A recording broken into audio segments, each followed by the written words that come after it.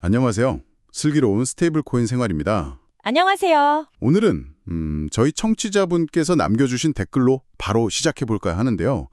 질문이 이게 정말 날카롭습니다. 어떤 질문인가요? 헤데라와 알고랜드가 앞으로 RWA, 즉 실물자산 토큰화 시장에서 미국의 지원을 받을 걸로 기대되나요?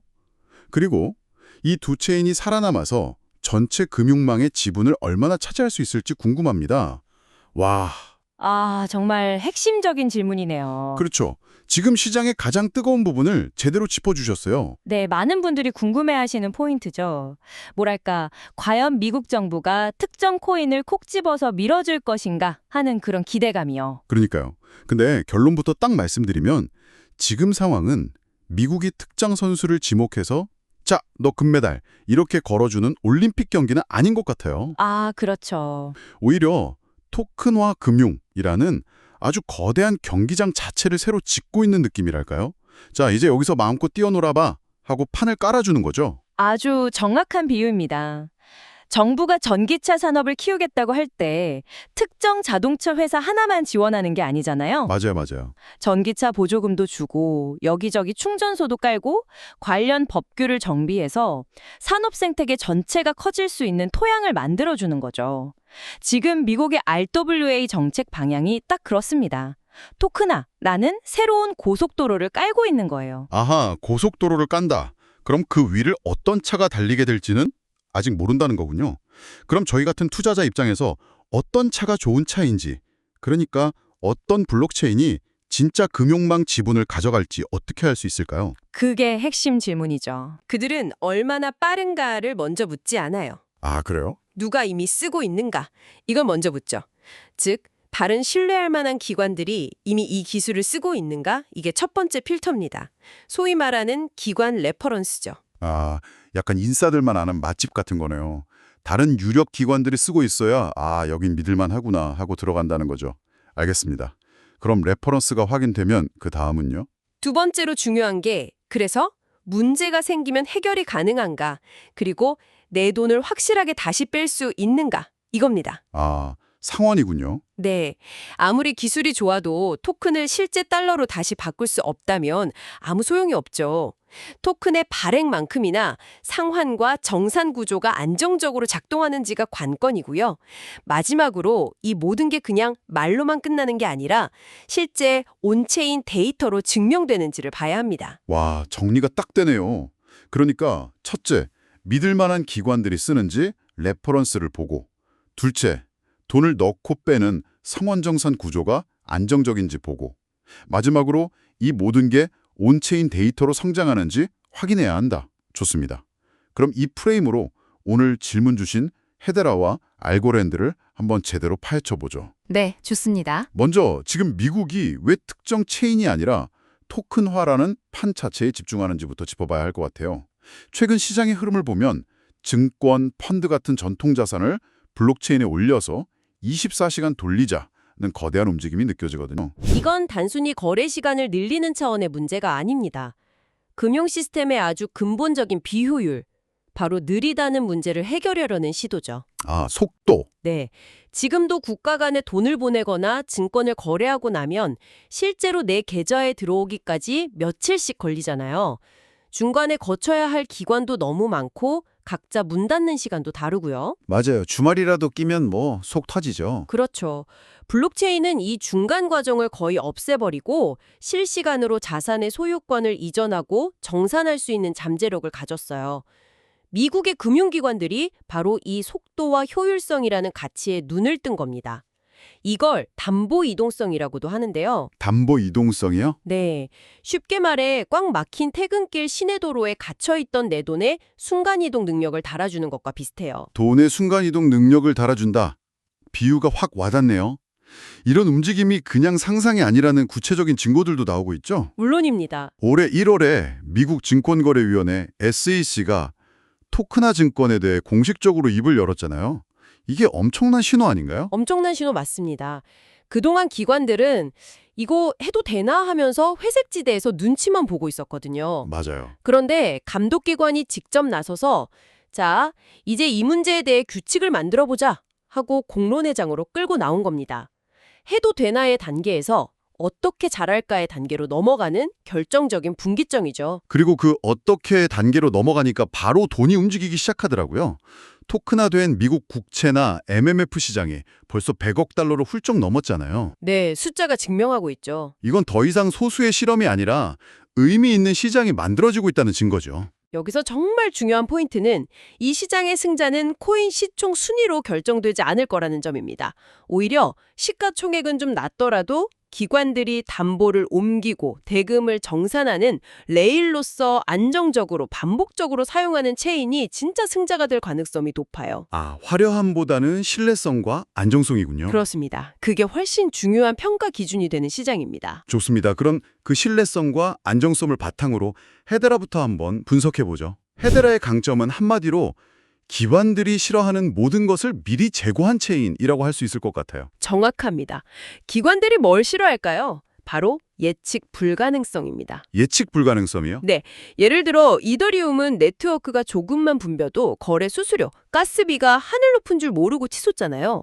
기관 입장에서는 비용 예측이 안 되니 사업 계획을 세울 수가 없죠. 아, 그렇죠. 또 뭐 하드포크처럼 어느 날 갑자기 블록체인이 두 개로 쪼개질 수 있다는 리스크나 업데이트 방향이 커뮤니티 투표로 어디로 튈지 모른다는 점도 큰 부담입니다. 그런 불확실성을 헤데라는 거버닝 카운슬이라는 독특한 방식으로 해결했죠.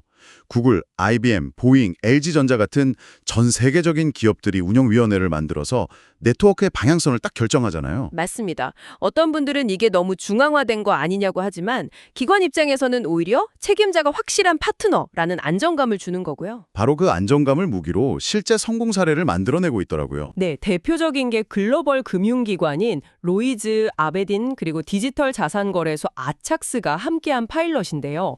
이들이 토큰화된 MMF와 영국 국채를 외환거래 담보로 사용하는 테스트를 했는데 이때 사용할 레일이 바로 헤데라였습니다. 잠깐만요. 이게 그냥 테스트라고 하기엔 굉장히 중요한 의미가 있는 것 같아요.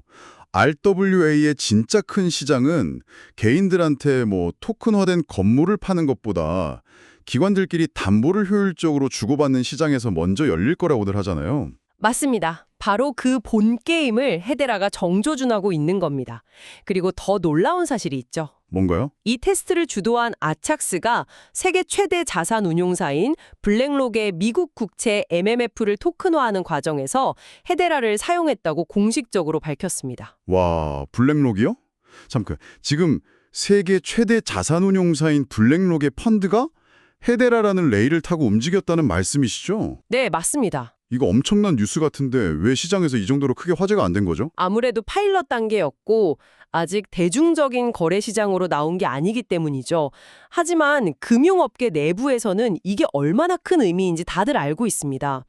미국 달러 자산, 그것도 블랙록이라는 이름의 자산이 헤데라 위에서 움직여본 경험이 생겼다는 건 다른 어떤 기관에게도 강력한 신뢰의 증표가 되거든요. 그렇군요. 정리하면 헤데라는 기관형 담보 및 펀드 토큰화라는 자기만의 명확한 영토를 구축하고 있고 여기서 아주 강력한 레퍼런스를 쌓아가고 있네요. 생존 전략이 굉장히 뚜렷해 보입니다. 그렇죠. 하지만 리스크는 없을까요?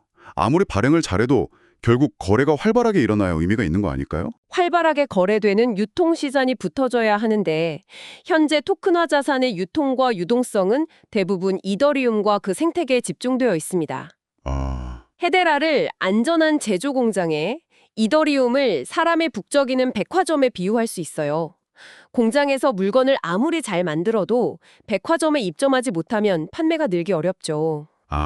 발행은 헤데라에서, 유통은 이더리움에서. 이렇게 되면 헤데라가 가져가는 파이가 제한될 수도 있겠네요. 그럴 수 있습니다. 그렇다면 헤데라의 현실적인 목표는 시장 전체를 먹는 것보다 기관 발행과 기관 간 담보 이동이라는 특정 분야의 지배자가 되는 것이겠군요. 현재로서는 그게 가장 현실적이고 강력한 전략이라고 볼 수 있습니다. 자, 그럼 헤데라의 그림은 어느 정도 그려졌습니다. 그렇다면 알고랜드는 어떤가요? 알고랜드는 빠르고 저렴한 정산 레일이라는 기술적 장점은 있었지만 한동안 미국 시장에서 좀 조롱했던 것 같은데 최근에 의미 있는 움직임이 있다고요? 네, 알고랜드는 MIT 교수인 실비오 미칼리가 만들어서 기술력으로는 초창기부터 높은 평가를 받았어요. 특히 거래가 즉시 확정되는 파이널리티라는 특성, 그리고 낮은 수수료 덕분에 결제 시스템에 최적화됐다는 기대를 모았죠. 네, 저도 그렇게 기억해요. 그런데 최근 미국 시장으로의 귀환을 선언하는 듯한 아주 중요한 사건이 있었습니다. 그게 뭔가요? 벌서뱅크 USA라는 은행이 미국에서 토큰화 예금 USDBB 파일럿을 진행하고 있는데요. 이 프로젝트의 기반이 되는 공개 체인 중 하나로 이더리움, 스텔라와 함께 알고랜드를 포럼시켰습니다. 토크나 예금요? 그게 스테이블 코인이랑은 다른 건가요? 그는 실제 은행의 예금을 담보로 은행 시스템과 예금자 보호법의 테두리 안에서 발행됩니다. 훨씬 더 안정적인 온체인 현금이 될 수 있는 거죠. 와, 이건 게임 체인저가 될 수도 있겠는데요? 만약 이 예금 토큰 모델이 상용화돼서 다른 은행들까지 참여하게 되면 알고랜드는 단순히 스테이블 코인 경쟁자가 아니라 아예 새로운 디지털 달러 유통망의 핵심 현금 레일이 될 수 있다는 거네요. 바로 그겁니다. 그리고 이런 움직임을 뒷받침하듯 알고랜드 재단이 2026년부터 본거지를 아예 미국으로 옮기겠다고 공식 발표했습니다. 아, 본사를 미국으로. 네, 이건 그냥 립 서비스가 아니에요. 규제 당국, 현지 금융기관들과 본격적으로 한 배를 타겠다는 강력한 의지의 표현이죠. 알겠습니다. 알고랜드는 미국 내 현금 레일이라는 거대한 시장을 노리고 있군요. 하지만 여기도 똑같은 숙제가 있겠죠. 파일럿은 파일럿일 뿐 이게 진짜 지분이 되려면 상업화라는 산을 넘어야 하잖아요. 맞습니다. 결국 벌사뱅크의 예금 토큰에 어떤 기업들이 참여해서 결제 수단으로 사용하고 토큰의 상환 구조가 얼마나 편리하게 설계되며 실제 유통량이 얼마나 늘어나는지가 알고랜드의 미래를 결정할 겁니다. 그리고 헤드라와 마찬가지로 유통시장의 강자인 이더리움과의 경쟁도 필요할 수 없고요. 그렇죠. 알고랜드가 지분을 빠르게 늘려려면 미국 예금이나 미국 부동산 같은 특정 자산군에서 누구도 넘볼 수 없는 킬러 케이스, 즉 압도적인 성공 사례를 만들어야 합니다. 이 자산을 토큰화하려면 무조건 알고랜드를 써야 돼라는 인식이 생길 정도로요. 자, 그럼 오늘 논의를 종합해서 청취자분의 질문에 대한 최종 답변을 정리해 보겠습니다. 첫째, 미국은 특정 체인을 밀어주기보다 토큰화라는 고속도로를 깔아주고 있다. 그렇죠. 둘째, 헤데라는 기관용 담보펀드 토큰화라는 차선에서 가장 안정적으로 달리고 있다. 셋째, 알고랜드는 미국 내 예금 토큰이라는 새로운 차선으로 진입해 현금 레일이 되려는 야심찬 도전을 시작했다. 그리고 넷째, 하지만 두 체인 모두 유통유동성이라는 가장 큰 차선은 아직 이더리움이 꽉 잡고 있다는 현실적인 리스크가 있다. 이렇게 정리할 수 있겠네요. 그럼 마지막으로 앞으로 이 시장을 지켜볼 저희 청취자분들을 위해 실용적인 체크포인트 3가지만 딱 짚어주시죠. 이것만 봐도 진짜와 가짜를 구별할 수 있다 하는 것들이요. 좋습니다. 첫째, 규제 안에서 상환이 잘 되는가를 보세요. 토큰을 만드는 것보다 원할 때 언제든 다시 내 돈으로 바꿀 수 있는지가 신뢰의 핵심입니다. 네, 상환 중요하죠. 두 번째는요? 둘째, 기관이 담보나 정산 목적으로 반복해서 사용하는가입니다. 화려한 파트너십 발표 한 번에 그치지 않고 해당 블록체인을 통한 거래가 기관의 일상 업무가 되고 있는지 온체인 트랜잭션을 통해 확인해야 합니다. 일회성이 아니어야 한다는 거군요. 마지막으로 3번째 체크포인트는 무엇일까요? 데이터가 꾸준히 성장하는가입니다. 최소 6개월 단위로 총 발행량, 활성 지갑수 같은 핵심 데이터가 정말 우상향하고 있는지 직접 눈으로 확인하는 습관이 중요합니다. 말은 누구나 할 수 있지만 데이터는 거짓말을 하지 않으니까요. 완벽하네요. 정리하자면 RWA 시장은 이제 이 코인이 어디 쓰일까 하는 막연한 기대의 단계를 지나 어떤 블록체인이 기존 금융망의 일부를 실제로 대체할 것인가라는 치열한 지분 경쟁의 시대로 접어들었습니다. 오늘 저희가 헤데라와 알고랜드를 중심으로 분석했지만 이 경쟁에는 수많은 플레이어들이 각자의 전략으로 참여하고 있죠. 만약 청취자분들이 원하신다면 다음번에는 오늘 계속 언급됐던 그 백화점 이더리움이 어떻게 RWA 유통시장을 장악하고 있는지 그 속살을 들여다볼 수도 있습니다. 오, 그것도 재밌겠네요. 더 나아가 다른 블록체인들이 각자의 강점을 살려 어떻게 지분을 확보해 나가는지 한눈에 볼 수 있는 체크리스트 표로 깔끔하게 정리해드리는 것도 좋을 것 같고요. 슬기로운 스테이블 코인 생활, 오늘은 여기서 마무리하겠습니다. 감사합니다. 감사합니다.